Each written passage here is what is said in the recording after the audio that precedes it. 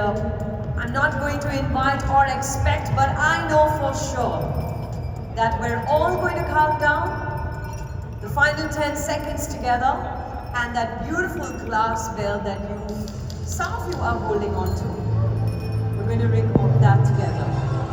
Here we go.